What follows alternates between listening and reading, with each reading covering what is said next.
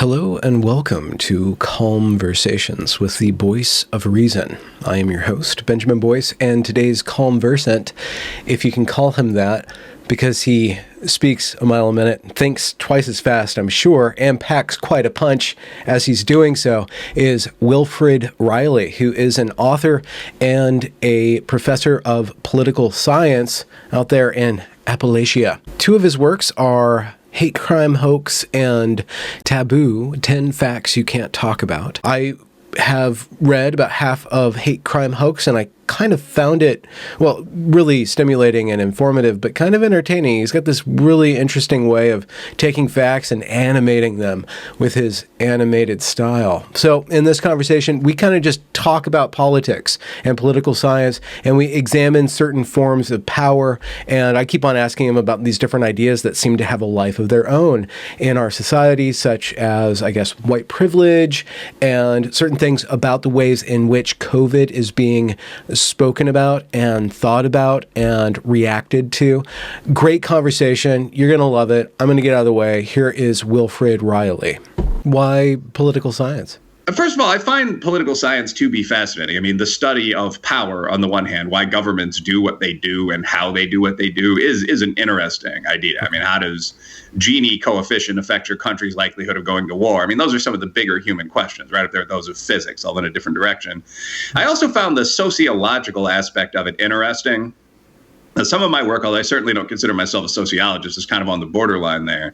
So I got into the methods portion of what I do actually with my dissertation, or a little before, by looking at a lot of these public claims that are very widely made, like the claim of unique white privilege, and seeing if they are real, if they stand up to modern quantitative methods, log linear regression or something like that, logit, linear, time series, if you're looking at an era in U.S. time. And I find they often don't.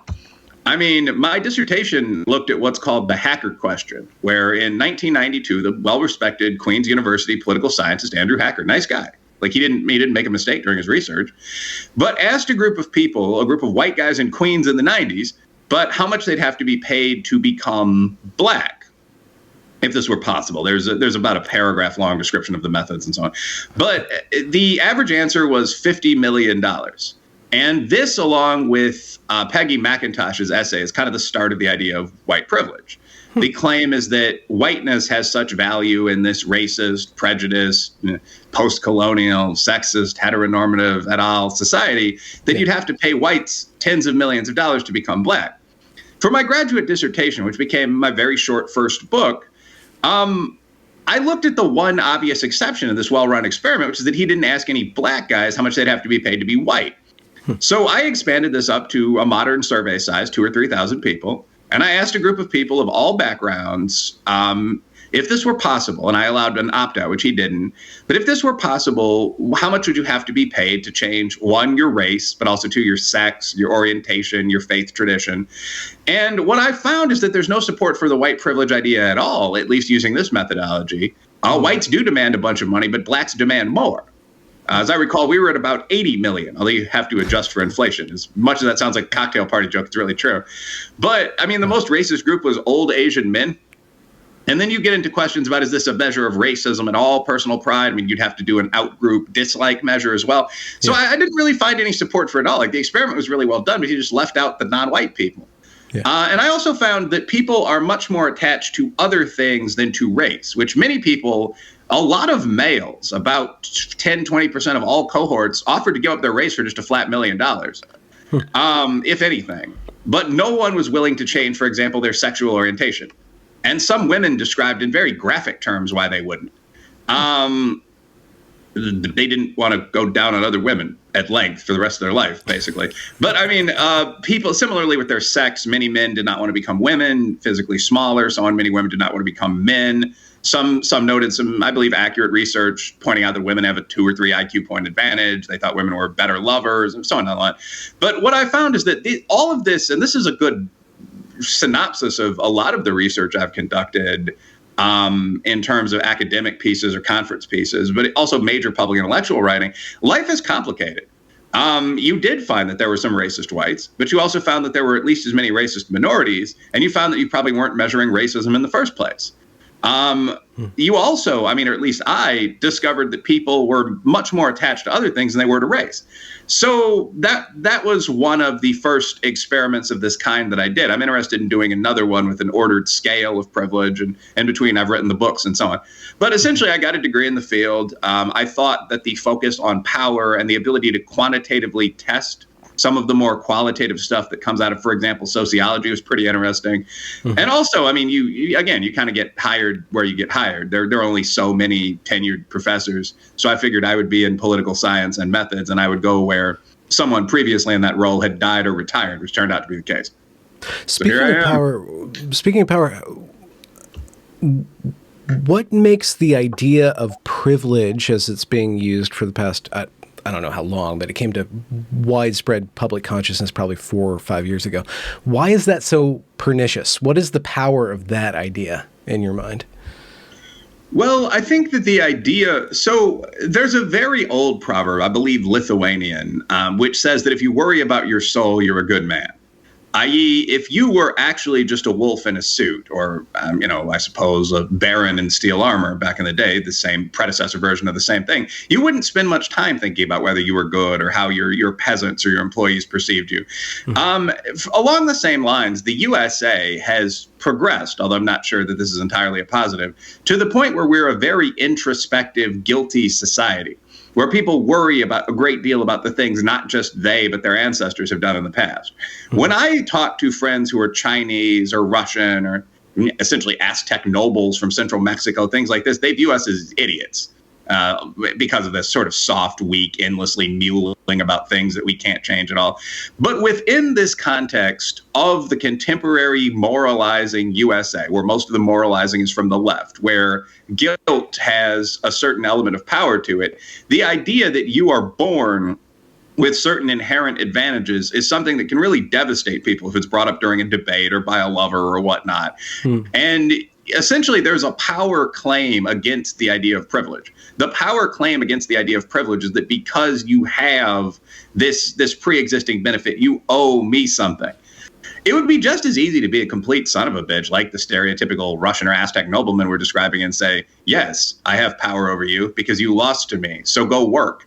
Which is actually probably more than anything else my reaction. I think a certain element of cruel arrogance is necessary to be happy in life. But at any rate, today in society, this is not how it is treated. So people are attempting to demonstrate that their opponents, their foemen, have privilege, and they don't, basically. The problem with the white privilege idea, I think, is that it's the phrase that comes to mind talking to someone else who knows what a computer is childishly univariate. So, I mean, what you're saying is that, on a 1 to 100 metric or something like that, being white would give you an advantage of 5 points if that were the only thing that mattered. But it's not. There are dozens of variables that predict how privileged you are likely to be. I mean, the obvious one is social class. I don't think anyone would disagree that the old wars and conflicts between the great races and between white nationalities, Irish and Italian, that saw no commonality with one another until about 50 years ago. But I mean, no one would deny that those conflicts produced some genuinely disenfranchised groups, urban blacks, Appalachians, so on. But that's a class issue. There are also many rich black and white people. So you have class, you have sex. I mean, on average, the impact of sex in a job application process, if you're talking trading floors, job sites, is greater than the impact of race. There's sexual orientation, which is the one thing no one would change in my little study. I mean, obviously, it's hard to think of a group that would take more abuse than, say, black gay men. And mostly from in community and just so on down the line. I mean, there's IQ, there's physical fitness, there's attractiveness, there's urban, rural, so on. So the idea that white people have an inherent set of advantages no non-white people do is ridiculous. I mean, I'm a tenured professor at a fairly major university. I've written a couple of best-selling books. Like, for me to criticize a homeless white guy, which I've literally seen people do, there are articles about this, like explaining privilege to a broke white person, would be a ridiculous and, in fact, cruel thing to do. But it's something you see pretty commonly. But that's because you aren't politically black. To quote Hannah Nicole Jones. Deep. Word bond, son. With regards to the class issue, then, how does that resolve for you, or do you see it ever resolving? Is that a perennial human state, condition of humanity, or does it need to be constantly investigated, upset, and overturned? Or how do we approach that if we just say that that's the problem that we want to address? Well, I think as a fairly quote unquote trad guy who's coming from kind of that Tom Sowell quantitative tradition, I don't think that we need to panic every time something is bad. I don't think that the natural state of mankind is utopia. So this is a characteristic of fringe movements in general. Whether you think about the alt-right, who really read into Make America Great Again and America First and so on a bit more than they should, and imagine this gilded age back in the 40s or 50s where there were no problems until you point out that half the toilets then were still outside. But I mean, whether you're talking about that or you're talking about the equivalent on the left where people dream of the communist utopian golden era in the future, fringe movements in general think that average everyday struggle is unnatural and bizarre. And what is natural is the utopia that they can guide you to. But the problem is that every fringe movement, from communism to Nazism, has failed disastrously, Islamic theocracy, when it's been placed in a position of real power. Because, in fact, ordinary everyday struggle is the human reality. Utopia literally means no place. So, do I think class is a problem? Not really. I think some people are smarter and more competitive than others. So in any society, within any one generation, you'll have rich people and poor people. Because there are so many other factors like luck and single motherhood that contribute to poverty, I certainly favor things like free public schools that assist those that find themselves in a position of poverty. But I don't think the existence of the poor is in particular something to be worried about. I was poor, now I'm not. And that's very, very common. I mean, many people in a field like sales cycle between poverty, the stable middle class, and wealth, and a single life. Similarly, the simple existence of racism, I don't think is something that can ever really be done away with. Racism is simply tribal hostility transplanted to the next level. I mean, so now you live in a large enough society, the USA or Brazil, that the old tribal groups have consolidated themselves. So the Lithuanians, Italians, Irishmen, and so on are all white now, and the Ghanaians, Nigerians, Jamaicans, and so on are black, and you have Asians. But the level of competition with those that are slightly less than one standard deviation away from you in color or regional terms, it's the same intensity in most societies. Again, that's an actual measurable fact that's been analyzed in political science. So I don't think that's bad. I mean, of course, it's a vice, like adultery or something is a human problem that's always existed. But you can regulate it, you can make it against the law. But to say we are going to eradicate racism or we are going to eradicate poverty is very likely to be the start of a campaign that's doomed to failure. You can certainly minimize those things, of course, but relative wealth and poverty, income inequality, tribalism, those things will always exist among humans. You said that fringe ideologies such as communism and Nazism, when they come to power, they fail disastrously. What is an ideology that comes to power and doesn't fail disastrously? Boring. I mean, democratic capitalism doesn't fail disastrously. Democratic socialism doesn't fail disastrously.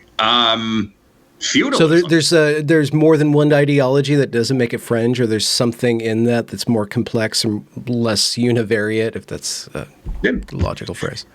Yeah, I think that a simple way to look at this might be to envision, as a PoliSci 211 class does, all of the ideologies on a spectrum from absolute monarchy to anarchy or whatnot. What you would probably find is that the key question that is raised at each point along that spectrum is what each person is expected to contribute to society, or how much of a leadership role each person has in society. A very, very simplistic way to conceive of this would just be taxes, right? So, I mean, the question of most civilized societies, once you get past, throwing old people into the bushes for the wolves or the hyenas or whatever, this wasn't just a European tradition. But I mean, once you get past that, the question to some extent is how much money or goods successful people are morally bound to give to society to support those that are temporarily less successful. That is the key question of modern human societies. Going back to the English and Viking debate about how much to give the almsmen. So I think that a democratic socialist society, to some extent, is just a society that has a higher rate of tax on private industry that then goes to public good works than a democratic capitalist society. I prefer democratic capitalism, but you're talking about pretty narrow things there. Like here in the USA, we have more freedom, but less quality public health care than they do in Sweden. A society can survive those kind of disputes. What I think of as fringe ideas are simply ideas toward the two ends of the political spectrum. I mean, I think that a totalitarian tyranny where one guy makes all the decisions. I mean, North Korea, despite advantages like a high population IQ and very arable land, is probably the worst country in the world. And a large amount of that is because one guy has to be the bellwether decision maker, right? I mean, like one guy has to determine what the country is doing. You used to see this all the time with the crazy mercantilist philosophies that were pursued by kings. If one person is making all the decisions, they're very likely to be wrong. On the other hand, so that's an example of an extreme ideology, dictatorship, totalitarianism. On the other hand, communism has some of that problem. But yeah, I mean, that's why communism doesn't work. There's no need for another exegesis here. But on the other extreme, I think, truly anarchic societies, truly libertarian societies, where everyone is a king and no one is expected to contribute to the fisc, those aren't going to work either. I mean, if you actually talk with a libertarian, and I'm not writing a book chapter here, so I'm sure this is perfectly coherent. It's some good points here. But I mean, if you talk to a libertarian and ask questions like, well, what's your border policy? Okay, well, what happens when thousands of poor people from the other country that borders us come in? There's no answer. If you say every man a king, will ever give everyone the right to homestead these farms, and you have to follow these rules, and you have a border, say ours with Mexico or the Dominicans with Haiti, what do you do in the absence of a government? There's no answer there. And this, to me, thus becomes another fringe philosophy that's likely to be predictive of failure. All failed philosophies tend to be very utopian. So the idea of the libertarian, to some extent, is that the other people just aren't going to come over because we'll ask them not to. The idea of the communist is that everyone will work equally hard for no money versus one another and versus what they would have done for money. And we find that this just isn't true. The idea behind totalitarianism, Napoleonic nonsense, for example, is great man theory. Of course, this one man can make decisions on par with those of an economic system. Anytime you find Islamic theocracy, I mean, the idea is that God is involved in the governance of this country, run by those following his chosen religion. But God's probably not real. So all of these philosophies that are based on these unlikely utopian assumptions are not going to pan out. A good question this is my last sentence here because I've gone on for a bit, but a good question is, any piece of governing philosophy, the Green New Deal comes to mind. Some of the healthcare packages I see being floated come to mind. A good question is just, are the assumptions behind this logical or utopian? Yeah, that's logical, meaning practical or realistic. Practical, pragmatic, likely to be true, I think, to some extent. So, I mean, when you look at a lot of the climate change, now, again, I've run into this with COVID, where if you're on sort of that quantitative center right, you're at all heterodox, people will accuse you of just denying all sorts of things, up to the Holocaust. Just, you don't believe in COVID, you don't believe in climate change. No, obviously, climate change is a real issue that I take fairly seriously, although I will note seawall technology has improved dramatically.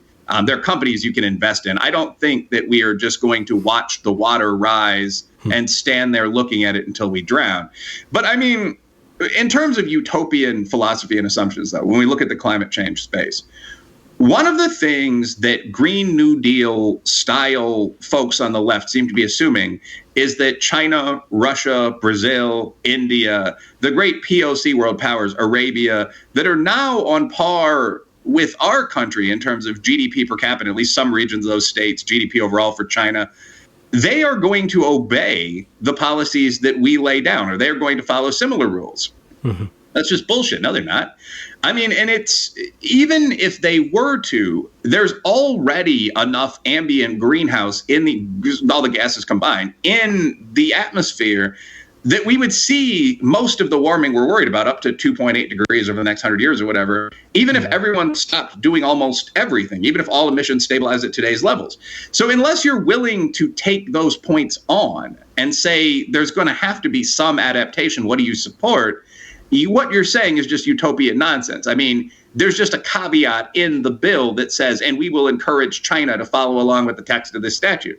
And the response to that is, well, but they're not going to. So you're just wasting everyone's time.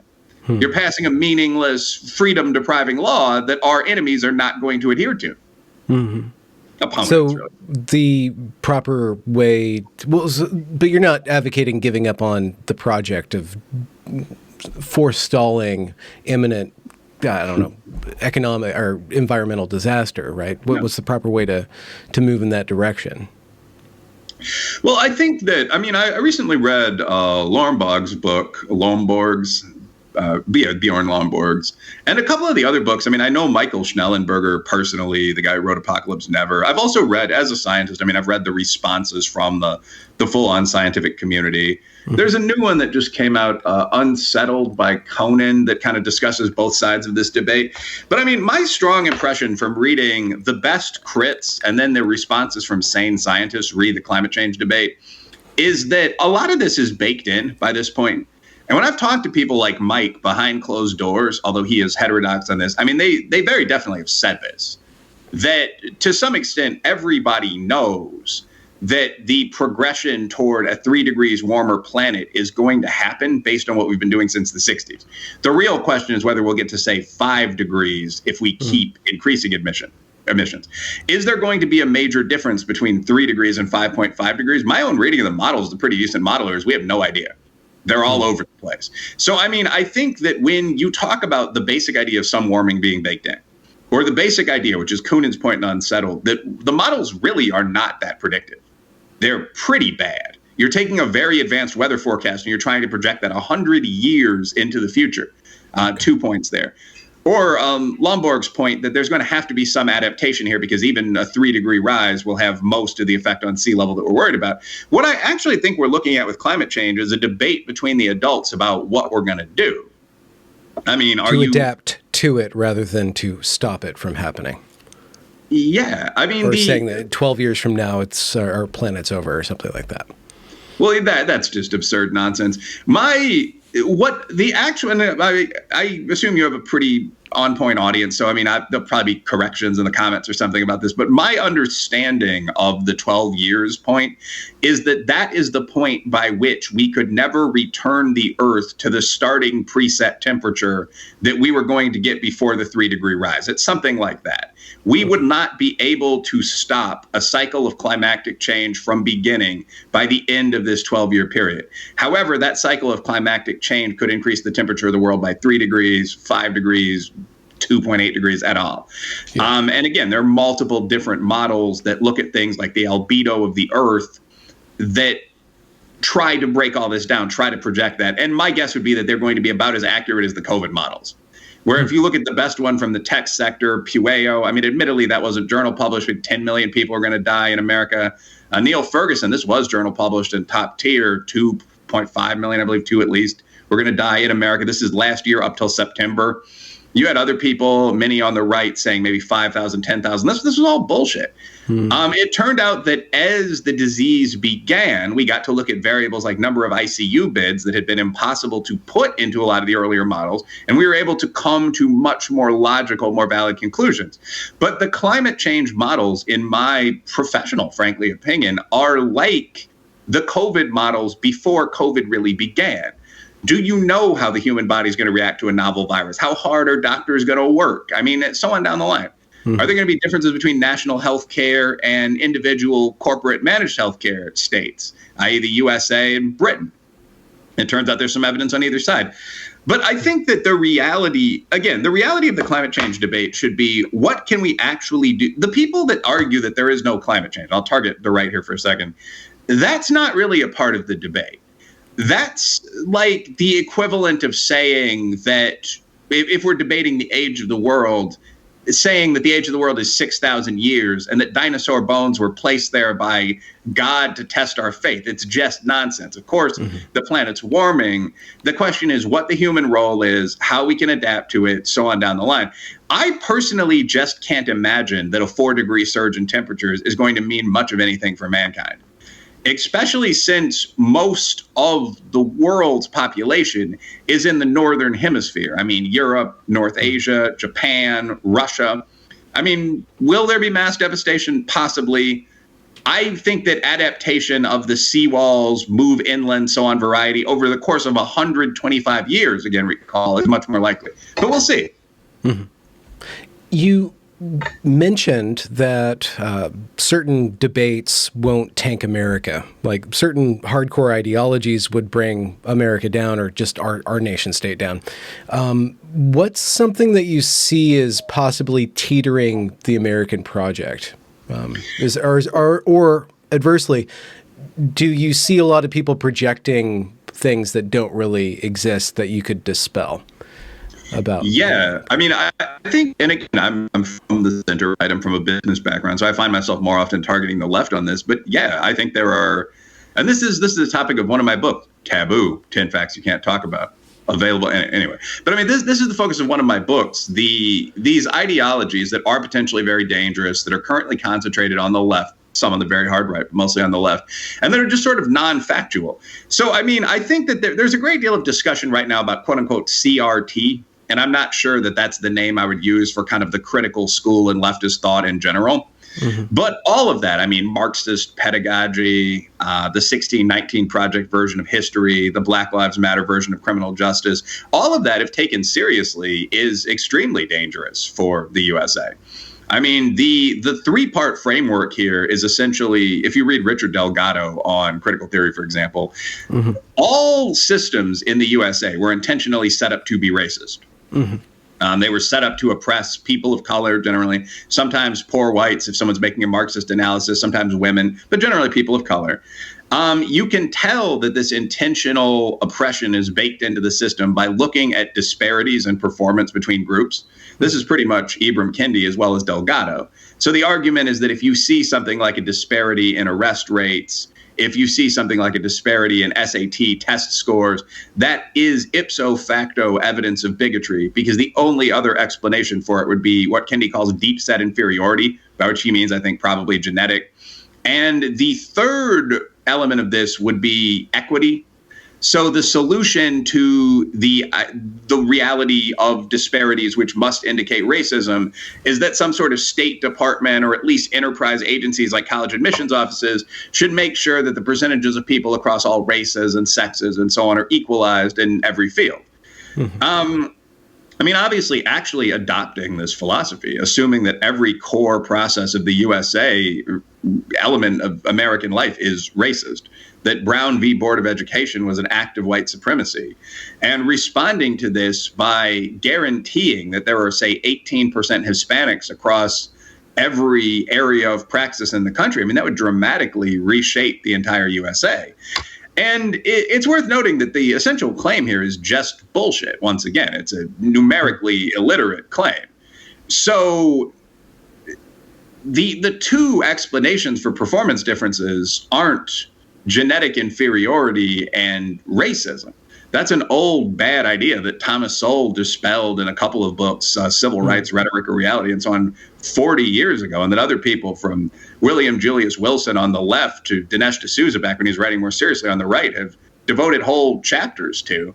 I mean, if you're looking at something like income, as read blacks versus whites, yeah, you see a disparity. This is one of the major notes I make at the start of a couple of different papers, because it's such a significant, obvious point. You see a disparity of $44,000 for a black household to $65,000 for a white household. And this is almost invariably, if you read books like Caste, attributed to racism.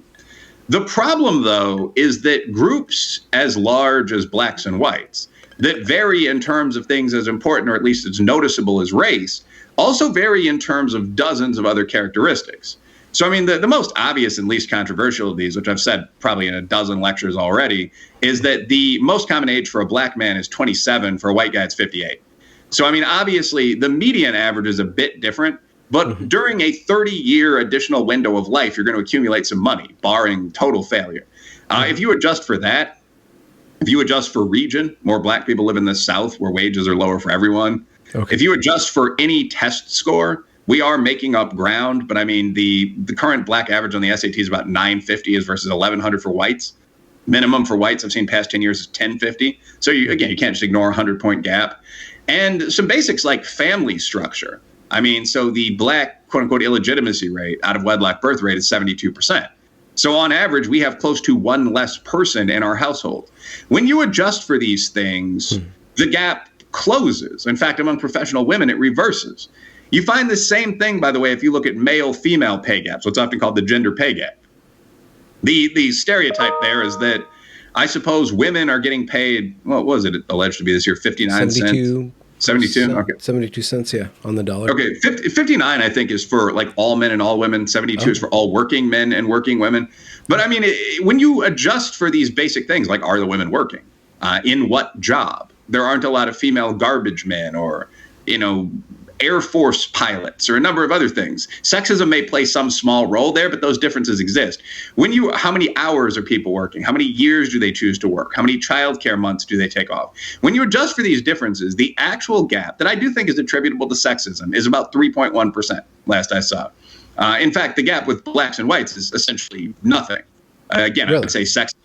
Yeah, if you adjust for age, region, aptitude test scores, family structure, and I think the other thing June O'Neill, the economist, would note is number of years worked, where I do think racism might play some role, but you have to unpack each of these variables at once. Yeah, there's no gap at all.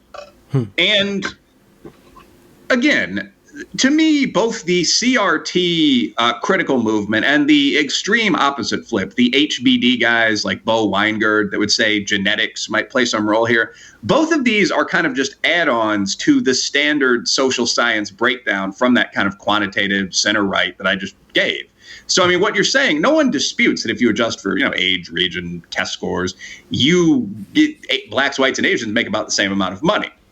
And most other gaps close as well. I mean, crime rate, this is something that's often lobbed at the black community from the right. There's a much higher crime rate. Again, if the average black guy is 30 or the modal black guy is 30 years younger than the modal white guy, that's going to have a dramatic influence on this. I mean, I would expect that except for murder, which is a gang-related problem in the USA right now, most other major crimes, fist fighting, wife beating, auto wreck, so on, those gaps would close almost totally, or whites would move to the lead if you're just looking at people that are the same age in the same city. So all this has to be done before you can really make any point whatsoever, I guess. Yeah.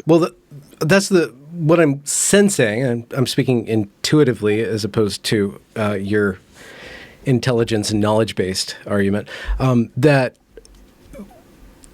people cling to these ideas such as CRT or these analyses of, they see a problem, they want to fix a problem. How do we mobilize people to fix this problem? We inject simplicity into the movement in order for it to get going. And then the illogical part of that is kind of left in the dust behind the momentum that's formed on a political level.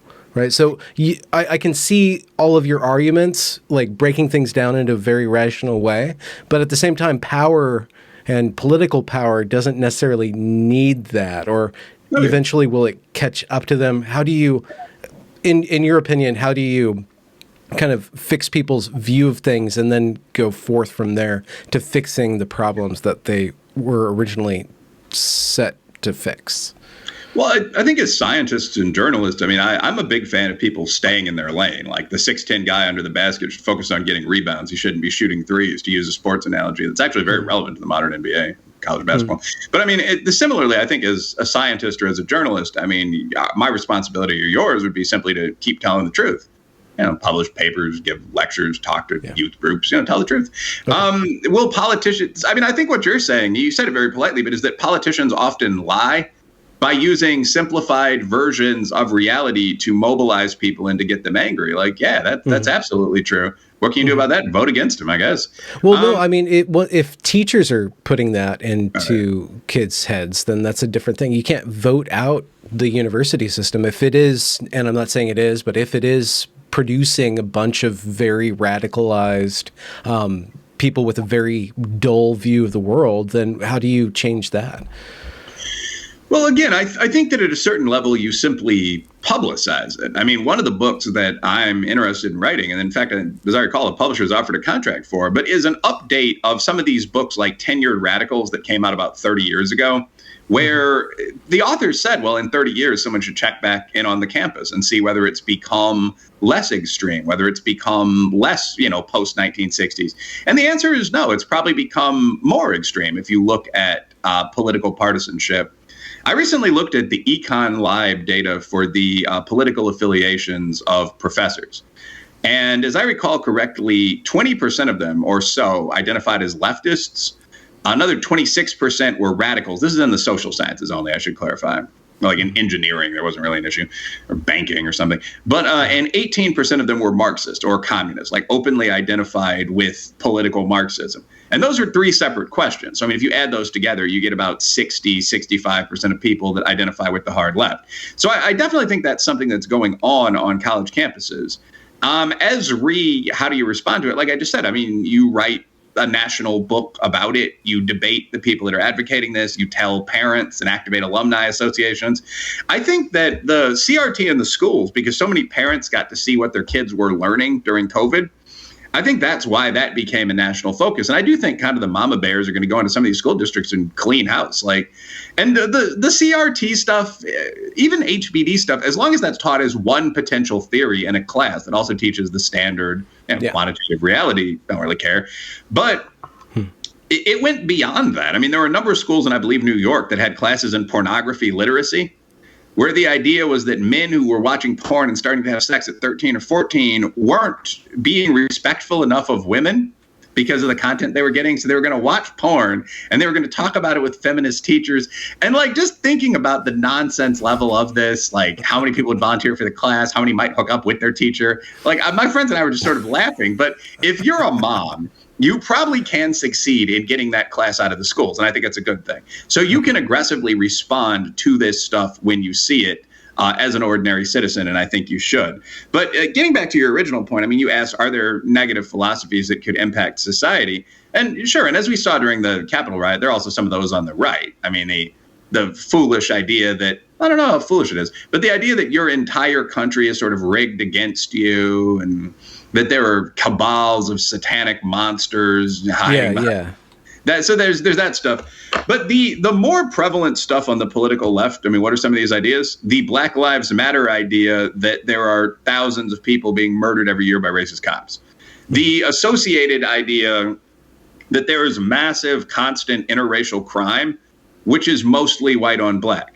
It's worth taking a sentence just to note how crazy that is. I mean, violent crime involving blacks and whites, first of all, is like 3% of serious crime. Most crime involves someone you know. I'm combining violent and index property crimes for that figure, but trust me, that's correct. It's like 600,000 crimes out of 20 million serious crimes in a year. Now, even given that, it's 80% black on white. So you're taking this fringe issue that's mostly black on white and that's 2 to 3% of the crimes, and you're talking about it constantly and pretending it's mostly white on black. There's really no excuse for that. I mean, that's a major negative idea. And this stuff, the idea that there's a lot of suburban white on urban black crime and that the cops are facilitating it, this is kind of the poison pill inside defund the police. The idea is that if we defund the police, this genocide will end.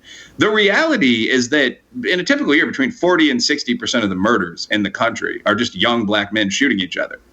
A number that's actually increased through this whole politically correct era. There used to be Why is that not brought up? I don't understand. If Black Lives Matter, why isn't those Black Lives mattering? What's your opinion on that? That's one of those great smart citizen questions. So it's worth unpacking this just one level quickly. The reason for all of this BS about racism is that there are still a lot of problems in the black community, and racism among upper middle class whites has become the only acceptable explanation for them. So, I mean, obviously, I don't agree. Like, there's a genetic problem with those Negroes. I mean, I think if you took a bunch of 27-year-old white kids and you put them in high-rise, we did this. Little Italy and Cloverland and so on were the most dangerous neighborhoods of almost every city through like the 60s and 70s. But I mean, then because of conflict with urban blacks caused by busing, white slums virtually ended, which is something I'd be interested in writing a book about, the disappeared white slum. We mourn them. But anyway, I don't think that there's a genetic basis for this, anything like that. But if you talk on the politically correct left, the obvious cultural explanations for this, like 70% fatherlessness, are also unacceptable. So what can explain, the Holocaust on the streets? Racism. This focus on this single explanation, this univariate one-factor explanation, is so intense that it subsumes the questions that you're bringing up. And it's very bizarre to have these conversations in reality. Because on a basketball court with my black buddies, golf course with a diverse group, barbershop with a diverse group, when I talk to other youngish, reasonably successful men, everybody knows what I'm talking about. If I said there's a lot of violence in black and, for that matter, poor white communities, it's caused by the fact no one has a dad. We need to get in there and coach some football. What can we do? Should we have more cops? Everyone is going to have coherent things to say in response to the obviously accurate first point. But when you're discussing this in, say, an academic seminar, a massive amount of the focus is on almost invisible, unreal types of racism, the white gaze, the prejudice of the past, which actually might play some role. But, contemporary misogynoir, the basic fact that 80% of the houses don't have a dad there, and so there are a lot of young guys, mostly black, shooting each other, is never brought up. But you're absolutely right. That's the elephant in the room. It's the entire problem. Last sentence here, this actually is something you see more than you might expect. There are a lot of sectors of social science where, to me, some guy on either that traditionally liberal or that center-right quantitative front that we've been talking about this whole conversation has come in and basically explained the problem. There's a guy named John Lott who wrote a book called More Guns, Less Crime. He gets a little gun-lovey for me, but it's a great book. He points out that the number of police officers and the number of armed citizens in a neighborhood is one of at least the 2 or 3 biggest predictors of its crime rate. Boom. I mean, that no shit. For a long time, the joke was that Little Italy was the neighborhood in Chicago with the fewest burglaries. Like, they had a lot of other crime, but there was no one that would go to Little Italy in 1980 Chicago and rob a house because people, although they enjoy God, may not want to meet him quite so soon. So Lott just broke this down and said this is one of the 2 big predictors: tough cops, preferably non-biased, and tough citizens with guns, dads in the home. There's another book, John Ogbu, The Shaker Heights Situation. John Ogbu, African social scientist, probably one of the top 20, 30 social science analysts of the past couple of decades. He went to an integrated suburb in Ohio, and he was asked why certain groups, notably including black men, also including jocks, I believe the white sons of first-generation college students, but in particular black people, why these groups were doing worse in school. And he studied for a year. He's a black guy, pro-black. But what he found is the groups that were doing badly, almost to a man and woman, studied less. Like, that was it. He found that young black students who had sort of a shopping mall culture in this environment, high school jocks, a couple other groups, spend less time with the books. And the amount of time they spend studying directly predicts the grades they get. You don't need to talk about racism. You don't need to talk about genes. Most of all groups live in middle-class communities now. Why is the Asian guy beating the white guy who's beating the black guy or sometimes beating the Latino guy? Because that's how much time they spend with books in their first language. Like, that's it. So we very often have these questions answered. I mean, Heather McDonald, The War on Cops, looked at exactly why people get shot by the police. And it's a very specific breakdown. It's like young males, I believe all, mostly working class, at least half black, engaged in potentially violent altercations with law enforcement officers in urban areas. So you often have someone come in and just break down why things happen. And then the remarkable thing is that this is very often ignored in the resulting academic debate, where you look through Google Scholar and you find that, Ibram Kendi has 5,500 past 5 year citations, and Tom Sowell has 400. So how does that work? I don't know. That's a real thing, man. It goes back to there are ideas that are more powerful than other ideas, even though the other ideas that are less powerful are closer to the truth, or are, I guess, deal with data in more sophisticated ways. That sounds like a political problem. Sounds like a political problem if we can't dispel these ideas that are false or that are ignored, adversely are ignored. Yeah, I think that this is now. I'm not a big fan of conspiracy theories on either political side. So when people start talking about George Soros or the Koch brothers, I usually just go get a drink. There's a but coming. I can feel it. There's one but. But I do think that one person who intentionally or not had a lot of their theories come true was Gramsci, the Italian communist philosopher, because his argument was essentially that it's actually dryly funny if you read him. I mean, his argument is that RIDs, this would be the term he used, aren't exactly going to take power in the military anytime soon, although, saying some things lately, but in agriculture, in sport, so on down the line. I mean, your industry is versus business, the church. There are many arenas. And by the way, this is one reason for non-panic on the political right to some extent. I mean, there are massive institutions. I mean, the government of any city under 50,000 people that are dominated by this political philosophy. So it's important not to pay attention to hysterics from anyone. But Gramsci did make one very valuable point, which is that in the absence of these other bases of power, what the RID should do is take control of discourse. So, I mean, media, we now have social media as well, secondary education, higher education, the NGO sector. We sometimes almost forget this, but I mean, all of these major activist groups have moved far, far to the left, to the point that, like, I stopped giving to the Sierra Club when they stopped talking about immigration and population growth. I mean, I'd never been a massive giver, generally anonymous. I'm not going to overhype my role, but I mean, it's bizarre to see an environmental group ignoring the fact that the population is growing and that we have mass immigration across the southern border. You can favor no immigration. You can favor, as I do, a more streamlined system. But the simple reality is that the more people you have living in Death Valley, which is where Las Vegas is located, the more environmental danger and damage you're going to have. So the environmentalists stopped saying this. And if you look at the Sierra Club and the Audubon Society, that's specifically because a $100 million gift was conditioned on their not saying it back in the early OOs. This is something that's been traced in journalism and political science. People know it. It's ignored. It's just under the table. But I mean, the Gramscian argument was that if RIDs capture these mechanisms, they can get out what would normally be fringe ideas to an audience that may not be receptive, but will still have to hear them. Yeah. And I think this is very much what you see with a lot of this. Like, I don't mean to pick on individuals that actually have gender dysphoria or anything like this. This is never the focus of my writing, actually. But I mean, the trans argument, I think, is a good example of this just in empirical terms. Like, if you ask people, do you believe that without gender alterative surgery, a male, a biological male, XY chromosomal order, who identifies as a woman can simply be a woman? When I asked this on Twitter with the SurveyMonkey link, the response rate was 99% no, 1% yes. You can still see that poll on the page. I've seen other data that goes as high as 20, 30% yes, they can just identify. But the simple reality is that the large majority of people don't believe that's true based on everything that I've seen. Not even really speculating whether it is or not, although I certainly have an opinion. I suspect you do. But just this is not a mass opinion. However, I suspect that if it weren't for the constant presentation of this particular issue in the media from a left-wing perspective, the positions here would be 100 and 0. So just having that outlet, getting out this information and blocking other information is a power position. You know, the old Mark Twain line, never pick a fight with anyone who buys, ink by the barrel, owns his own printing press.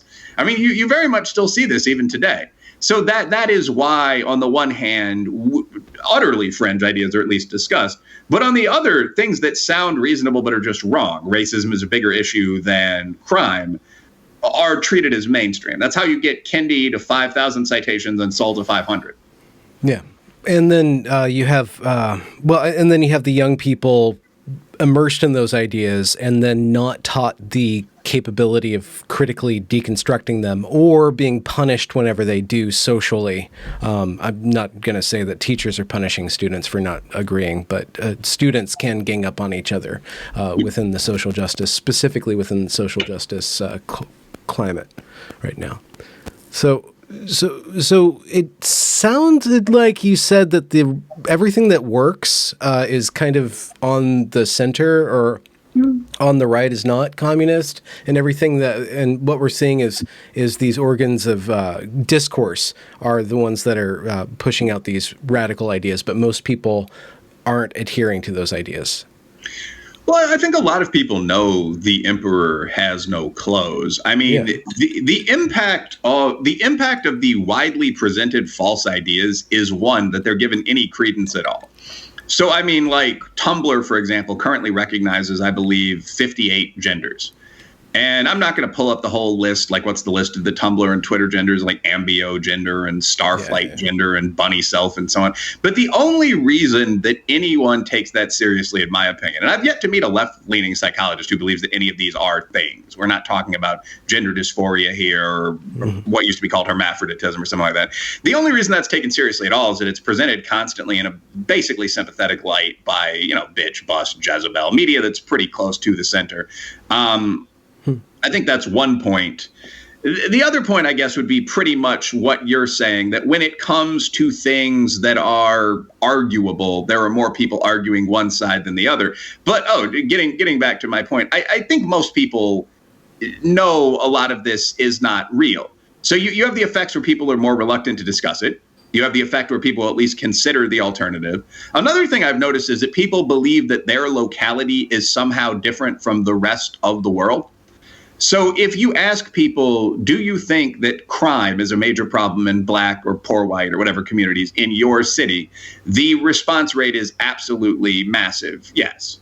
And if you asked people, does that outpace racism or classism as a problem? I think you'd probably get 85 to 90% yeses. I would suspect, I haven't seen this data yet this year, that if you asked that nationally, people would probably say, well, no, racism is a bigger problem or something like that. And that, again, reflects the subtle influence of seeing one narrative but not the other. But at the most basic level, I think what you're seeing with CRT is that the majority of people know at some level that a lot of this isn't true, that it's not true that biological sex is this complex, tricky thing that's almost impossible to define. More and more people, partly because of sort of mainstream writers like myself and McDonald just pointing this out, but have gone, the Washington Post's Killed by Police, The Counted Project is now one of the more popular web pages online, at least so I've heard. I've checked an Alexa ranking once. But I mean, that might be for the entire site. Anyway, the point is just that people know to some extent that a lot of people aren't being murdered by the police. I think the interracial crime numbers most people are probably aware of, so on down the line. So there are two things going on. One is that there definitely is a concentration of power among the people saying this stuff. The other is that we're a very federalized country with a lot of news sources out there. And most people that are accessing conservative media, black media, alternative media, just anything on Substack, so on down the line, are pretty aware of the truth. And if you look on Twitter, Facebook, so on, aren't shy about sharing that. So I don't think that the attempt to market this stuff successfully, cultural appropriation, white privilege, so on, has been successful. I think it has been more successful than it should have been given the strength of the argument. I think the opposition here is playing very well with a weak deck.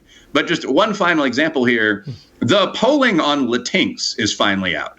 This is, I think, a pretty good example.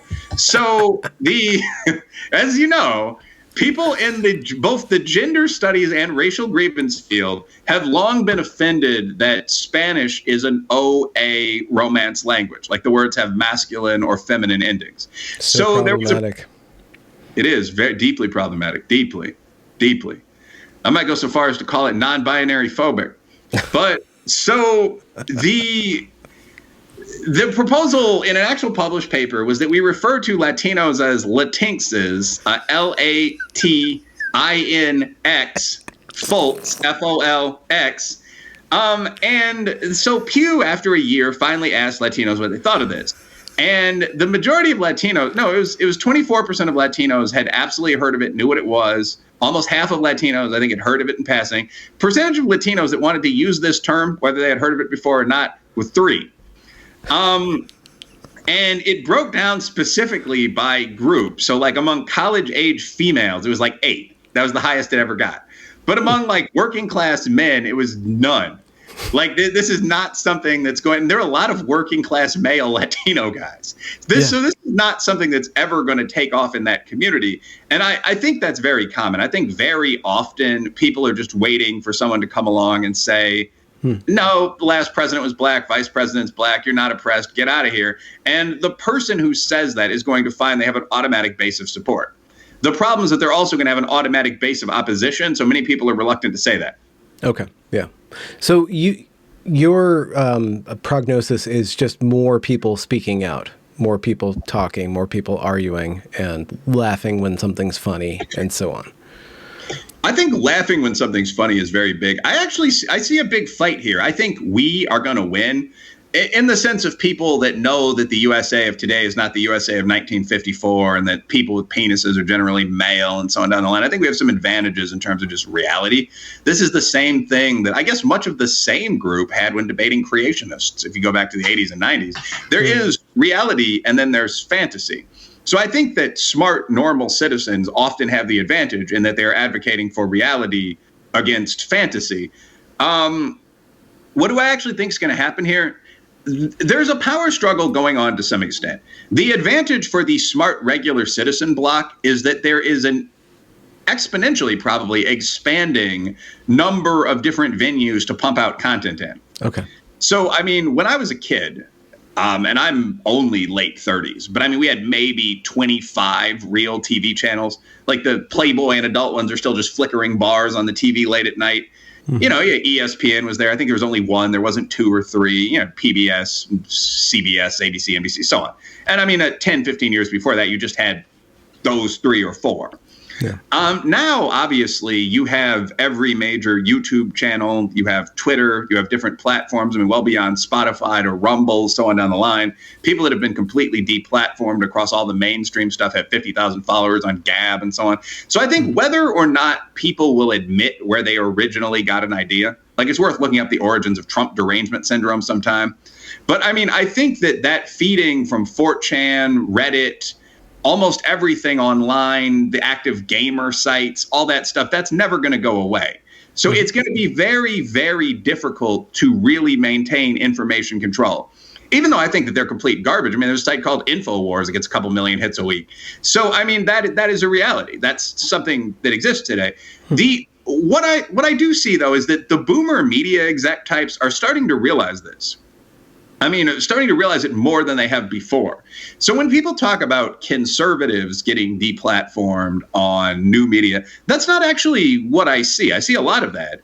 But I also noticed that, for example, Minister Farrakhan was taken down. Chapo Trap House, my favorite dirtbag left site, was taken down. Not there's a whole lot of competition for that prize with me. But I mean, like, You Owe Blacks Trillions, the great pro-reparations trash talking page was taken down. Cop Block was taken down, kind of a mix of left and libertarian. You could really just go on and on with this. I mean, Laura Loomer on the right, obviously at Nero, RIP, back in the day, the first major Twitter sacrifice. But I think what all these people had in common, because you're literally going from Cop Block to Milo Yiannopoulos on that list, is that they were content creators that challenged, in terms of audience size, some of the traditional outlets.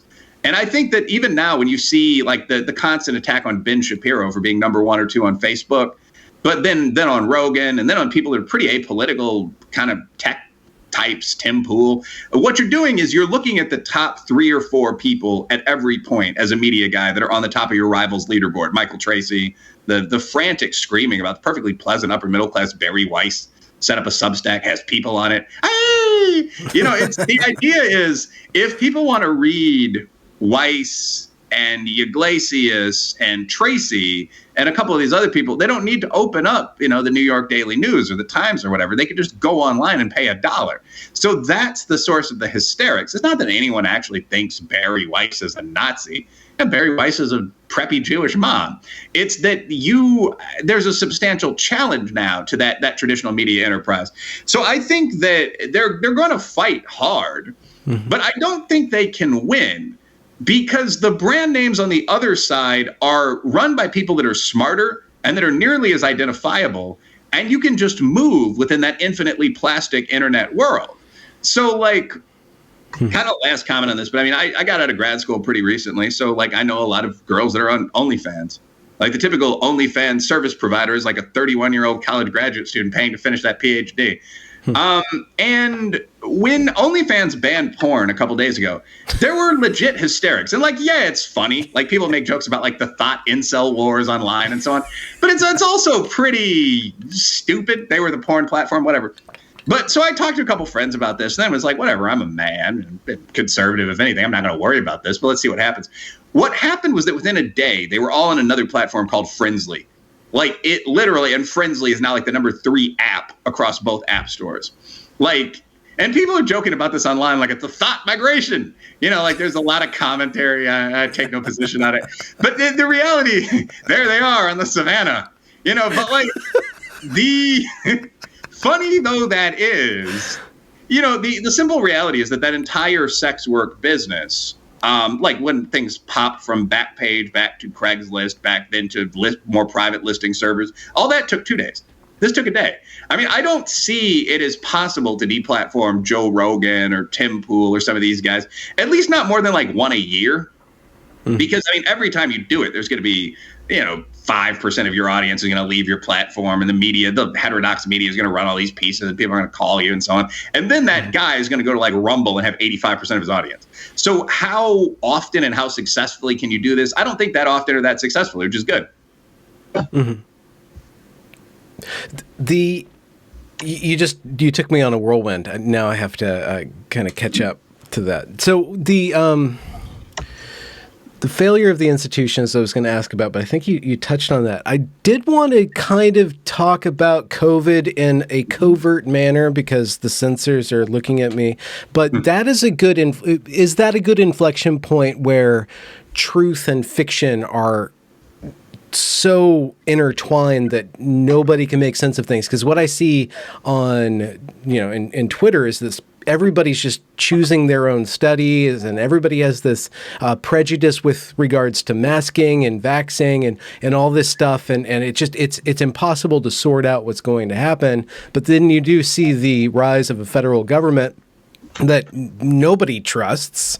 Everybody equally distrusts the federal government, but they might be doing something in certain people's favor by intruding into people's lives and doing all these mandates with regards to freedom of movement, and injecting novel vaccines into people. What do you see that as a landscape where, narrative and truth is almost is in a very high state of tension? Well, I think this is an example of the kind of problems that we're talking about, where so many things are politicized by partisans on the right, partisans on the left again, the media. But I repeat myself when I say partisans on the left. But I mean, like, just going banter aside, I mean, I think that this is a situation where it is very difficult to disentangle truth from biased fact from fiction. I am a published academic who's pretty good with the quantitative methods, and I have trouble myself. I do think that there is a pretty solid core of reality here, though. I think the CDC has done a good job at the level below the Faucis, below the public pronouncers. They've done a good job of breaking down deaths by age, sex, region. They've done some decent work on masks. There's a good story on paper on masks that just ran in the Daily Mail, actually. Brit scientists this time. But I do think there's a truth out there. What I think is notable about COVID is, the level of fear, and two, the distance between the narrative and reality. So the COVID-19 pandemic was real, was a pandemic, devastating, like AIDS in the 80s, huge problem. I'm not someone that's minimizing this at all, once again. With that said, the hysteria about COVID-19 did not match the reality. COVID-19 last year, when I looked, was the, I believe, 4th leading cause of death in the USA. Although that's with all accidents and incidents combined into one category. If not, very openly, it would be the 3rd leading cause of death in the USA.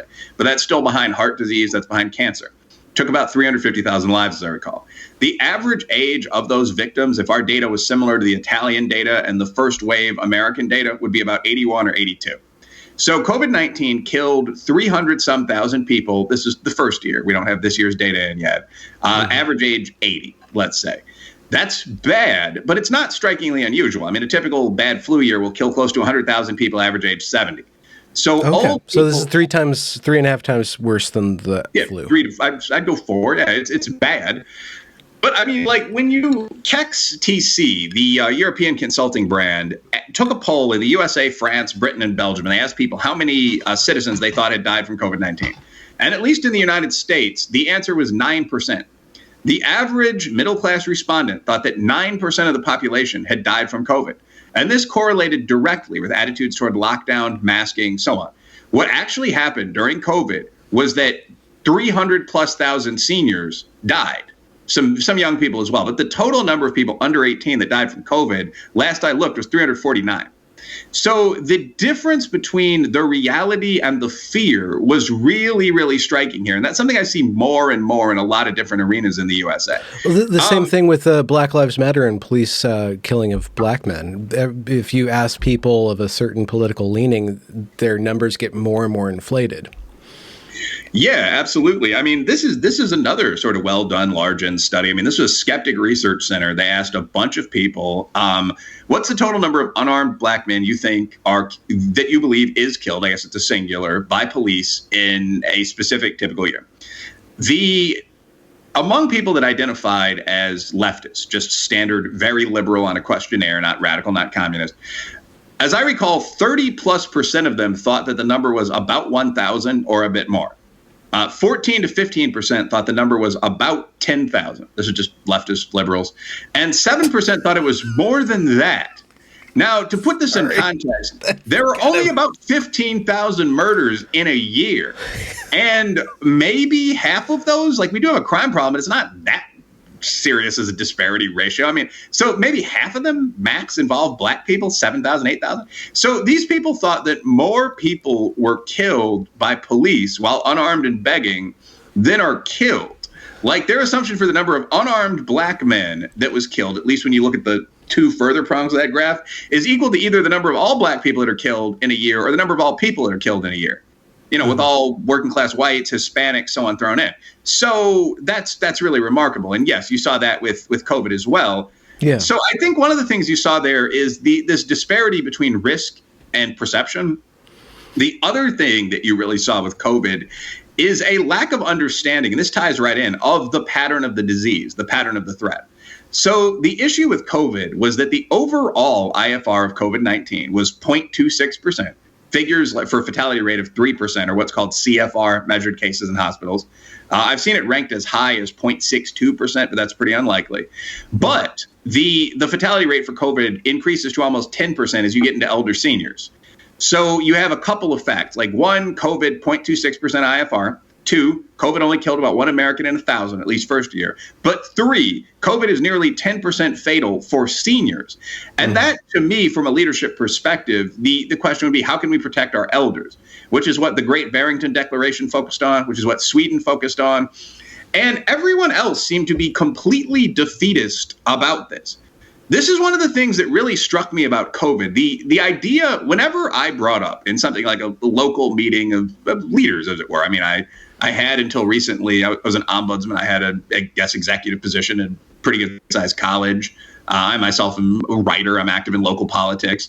And I've been at a couple tables where people are talking about, I mean, is there any way what could you do?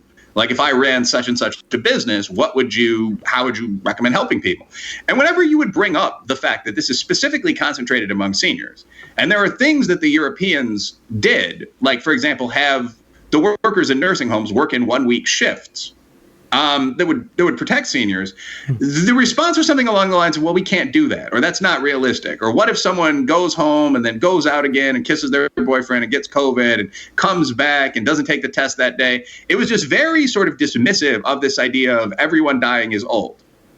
I don't know why that was, but it definitely was part of COVID response in the USA. Was the response instead, let's just lock down everything, right? Yes. Oh, absolutely. Rather than focusing on this one population, we can't trust everybody to do that, so we're just going to punish everybody or enforce wide-scale lockdown. Yeah, absolutely. I mean, if you mentioned that literally almost everyone to die from COVID, we've known this. I don't want to slow down the interview by pulling up an article, but it was I believe the Times of India looking at the Italian data in May of 2020. They'd gotten the first wave of data from Italy. And while you could make, friendly rival jokes about either of those two countries, they're great, powerful G30 nations, the Indians were cracking down and analyzing the Italian data. They found out the average death was 81. They found out everything I've said a year and a half ago. The average person who died had, I think, 9 comorbidities in that first wave. So, I mean, you're talking about, for example, obese, asthmatic, 81-year-old individuals. And this has been known. And yes, getting to the point, the response when you bring it up, could we protect obese, asthmatic, 80-year-old individuals, was either, well, no, that's depriving them of their civil rights, or no, because we don't trust CNAs or whatnot to follow the rules and not, quote unquote, get laid or go out. It was all just very defeatist. So we gotta shut down everything. And that just empirically doesn't make sense. I mean, why not just give cut N95s or respirator masks, even a respirator mask, $30, $40 to seniors? It never struck me as logical. Not that I am. It's very easy to Monday morning quarterback. I don't like it. But if I were to be in charge of, say, a state, DeSantis did a good job, I think, objectively, partisanship aside. The three things I would have done were cancel truly large events. I do think holding the Sturgis bike rally is pretty stupid, or Lollapalooza, by the way, just same thing on the left. But there's obviously if you have a million people hooking up in public and you don't have vaccination requirements, like, yes, of course, you're going to get more disease. This is Louis Pasteur could have figured this out. This is not cutting edge medical science. But I would have done that. I would have protected seniors really intensely with a recognition that at the end of life, if you're 85 and in a respite home, you are eventually going to die. Like shutting down all of society would not even have been a possibility. But definitely nurses working in shifts, cut respirator masks to seniors, the best mask to seniors, coalitions of people shopping for seniors, all that stuff some of the Europeans did, would have done. And third, I would have encouraged, not mandated, basic NPI. Stay separate. Businesses can mandate masks, partition shields, all that. And I think you would have seen, in Reilly or whatever the state would be called, very standard, probably ahead of the curve COVID numbers. I mean, I've seen very little difference between Texas and Florida and to California and New Jersey. In similar states. If anything, Cali and New Jersey are in the lead in terms of deaths. So, and I know they are, in fact.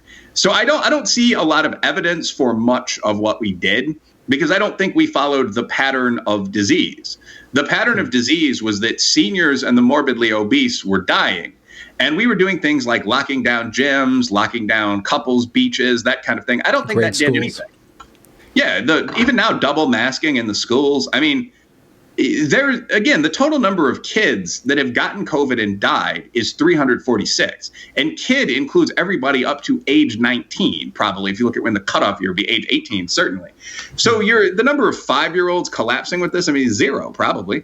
I know 0 to 4 deaths when I looked was 3. So that's what we're keeping in mind. I mean, senior deaths 300,000, 0 to 4 deaths 3. Mm-hmm. But that constant of fear, to get back to the political idea of power, that fear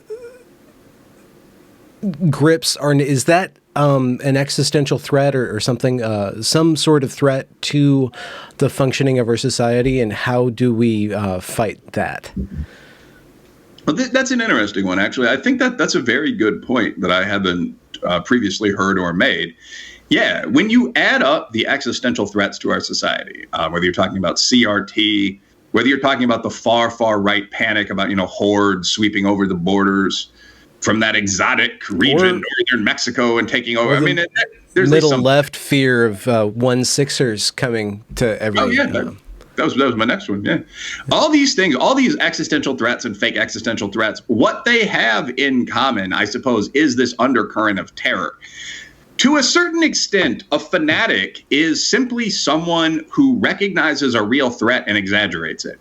If there's no real threat, you're a fantasist. If you're right about the extent of the threat, you're smart. You're a prepper at worst. So to be a fanatic, you have to recognize a threat, but greatly exaggerate it. I've noticed this a lot when I talk about IQ, actually, of all the random ass things. But I've gotten involved a couple times in the sort of hereditary and culturalist CRT IQ debate. And one of the first things I noticed, because again, competent enough with the methods, I actually just pulled up the PISA scores and looked at the IQs for every country. And right now, the IQ for Black Americans, at least per this test, is about 92. Hispanic Americans, 93. Whites, 100. Asians, like 103, 104. None of these IQs are especially unusual. Like, the Black IQ is equivalent to Ireland 10 years ago or to Romania. The Hispanic IQ, Mexico, logically enough. I mean, but the white IQ, most of Europe, Asian IQ is good. I don't personally think there's much of any genetic component here. The study rates between these groups vary to a degree that exactly explains the gap. I mean, it's one of those facts that you see and notice, and it makes a pattern make sense.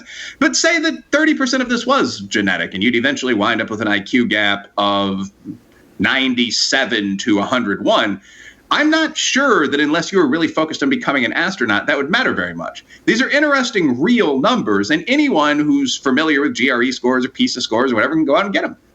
I mean, so that was my reaction. Then I kind of withdrew from the debate. It was like, okay, they've got us by 2 points. Let's hit the books harder. That was it. That was the whole reaction.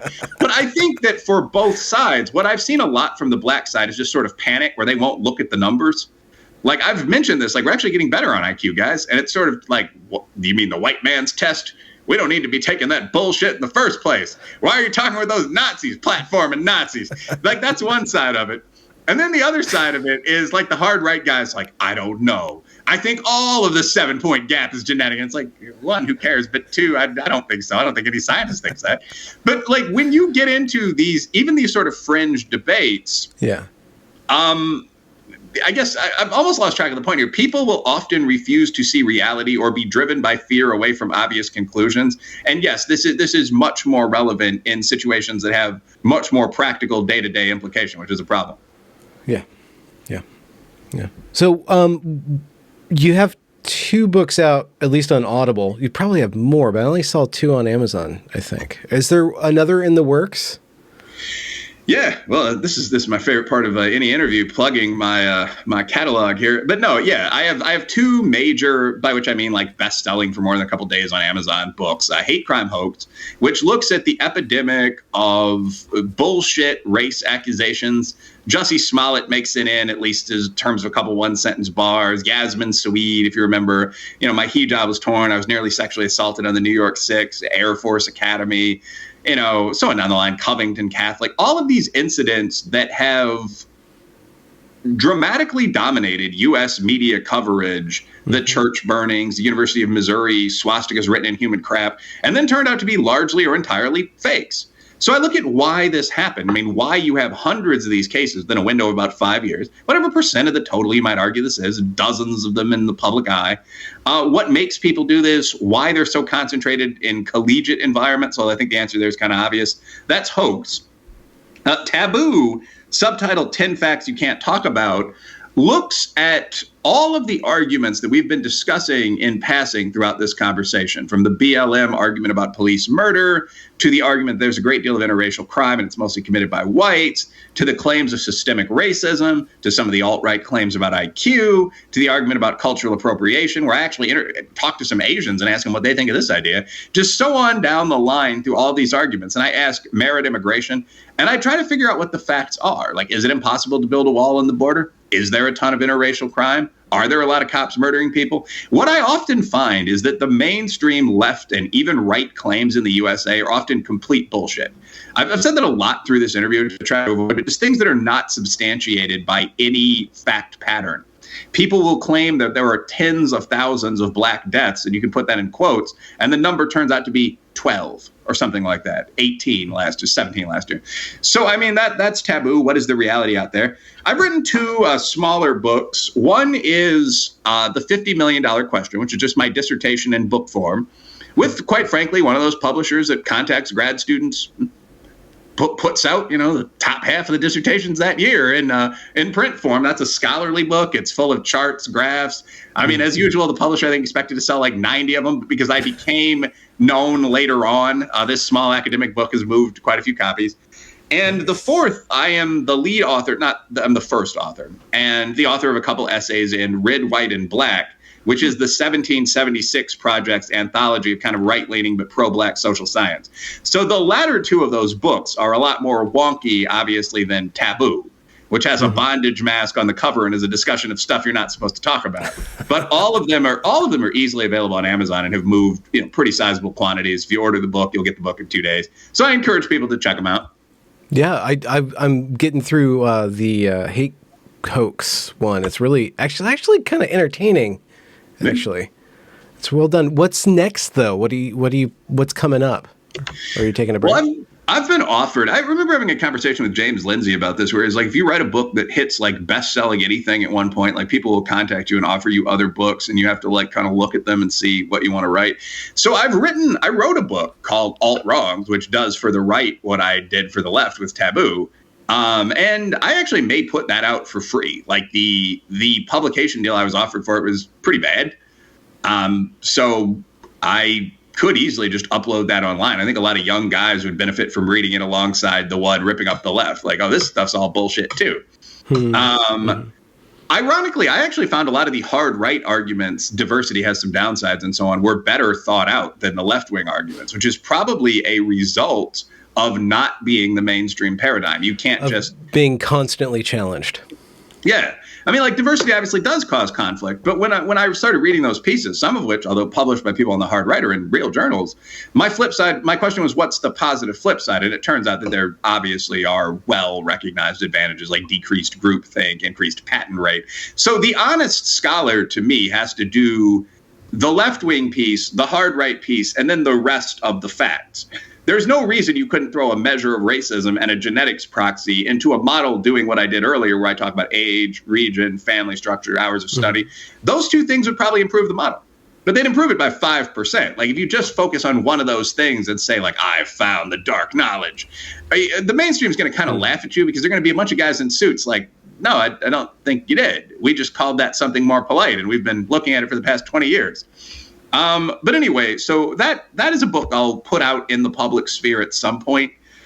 In terms of book offers I've gotten recently, quite a few, actually. I mean, there's some discussion with my publisher, actually, about a book on higher education. I think that'll come out. That really is sort of me slacking. I have an incredibly busy schedule right now, so, like, apologies to those that are working with me on projects. But I mean, that one, I need to get the prospectus of 20 pages or whatever out. Then I think it'll basically be bought. We can start working on publicity for that within a couple of weeks.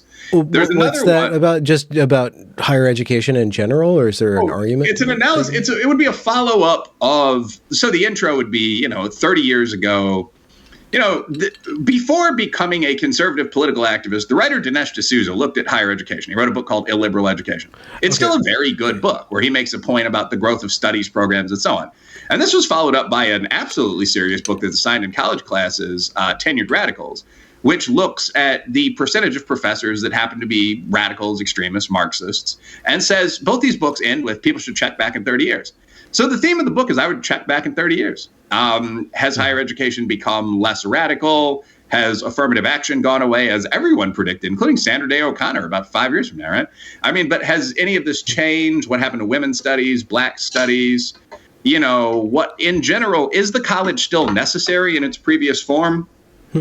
One of my most controversial positions is that way too many people go to college. So we hear constantly that community college should be free. 35% of Americans don't go to college at all, so on. But think about that.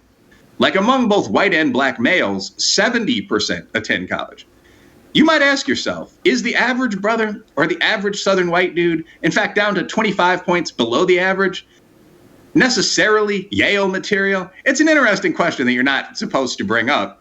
But that is the system that we have in place right now. Is that sustainable? Can we sustain 75% of the population going to college and getting degrees in things like gardening, i.e. horticulture, or sales, and then owing $80,000? So I plan on talking about that in the book, and then, telling people to check back on me in 30 years. So that's the college book, tentatively titled something like Still Liberal. I have another book offer for a book on policing, which is how accurate are a lot of the BLM claims? And also, as that starts to fade, I think, really in the public eye, what can cops actually do? Is there a problem at all when it comes to harassing people? And I actually, I lean a bit right, but I'm also a youngish man in a city. So, like, there were some real questions. Why do I get pulled every time I'm in a red car? So, like, one chapter, I want to focus on the police use of ticketing and the like to fund cities. This is something that's underappreciated. In Ferguson, for example, we saw this.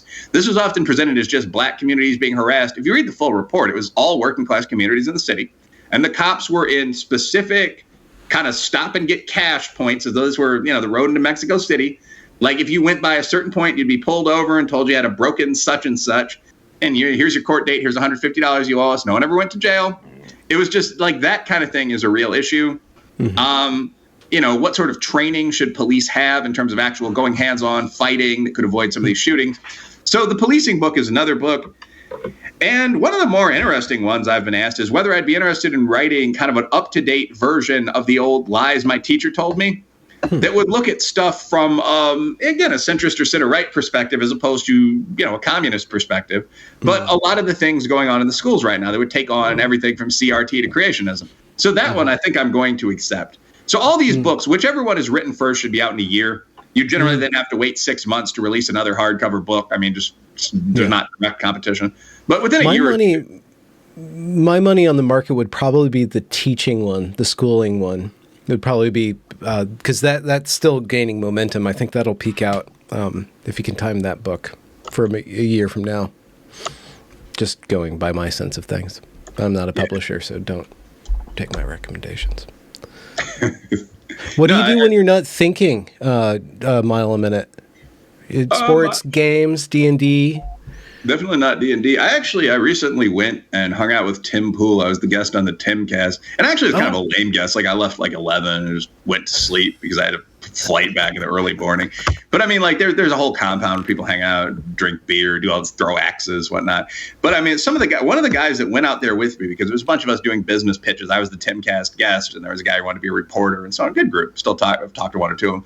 But one of the guys owned like a Dungeons and Dragons franchising company or some such. And he wanted to do like a Dungeons and Dragons TV special of Tim's like TV channel. And it was just like, whatever, get money. But like that night, just as I was leaving, they all started playing Dungeons and Dragons. And they were like, it was sort of like, you sure you don't want to stay? And attempting what was, ended up opting out. But I've never played D&D in my life. I do, to some extent, identify as a nerd. But I mean, I was an athlete in high school. I still run very slowly. I play basketball. I like to cook. I enjoy sort of pan-Asian cooking, so I'm making mussel and cubed ham fried rice tonight. Whoa. Have some good hams in Kentucky. Anywho, I like cooking. I like sport. I like reading for pleasure. Try to work out for an hour and a half a day. Interestingly, because I'm a semi-pro level cook and I drink a lot of beer, I'm strong and even fairly fast, but I'm fat. So kind of, I don't know if the working out's achieving anything. I'm sort of stout. I'm sure you give great hugs. I do, actually. I'm a good bro hugger. Pat you on the back all night. But I mean, so yeah, I basically do the normal things. I spend time with my partner. I run. I play ball. I cook. I fish. I may go deer hunting this upcoming year. More likely next. I'm a good pistol shot, but not really rifle shot. And I don't feel like following a wounded screaming deer for a mile. That doesn't sound like a lot of fun to me. So. Well, that's what you're kind of doing on the political sphere, no? Just taking a pot shot and following the blood. Yeah, but it's a less sympathetic target, really, an American politician versus like a doe. But no, I'd want to get good enough with a rifle to kill with one shot. I probably could with a bow, but again, there's an element of, and I also do casual archery for fun. But there's an element of kind of getting enjoyment out of your hobbies. Like when my Appalachian buddies describe like deer hunting to me, they're like, you could get one of the mountain elk we got in Kentucky if you get out there about 5:40 in the morning during snow season and you get the blind close enough to the big boy that it's just sort of like, this sounds kind of miserable. But as I improve my skills, I might be more likely to do it. Some people like harsh hobbies. Yeah, a lot of people do. A lot of my Caucasian buddies, most of my friends were athletes, and a lot of them were kind of on the wilder jock side. So I'm very down to usually, grab a drink or go boating or fishing, light hunting, something like that. But like with people ask stuff like, hey, we got these canoes. You want to go down the side of this mountain? I'm usually not all that inclined to say yes. The first white man ever to see it's not really something that appeals to me personally. Congratulations for reaching the end of the discussion. If you enjoyed it, do be sure to leave a review or a comment or a thumbs up or whatever you need to do to show that glorious algorithm that this is some good stuff. And do be sure to go and check that back catalog, as it is brimming full of fantastic conversations. Links to provide monetary support are down there in the description as well. Have a good night.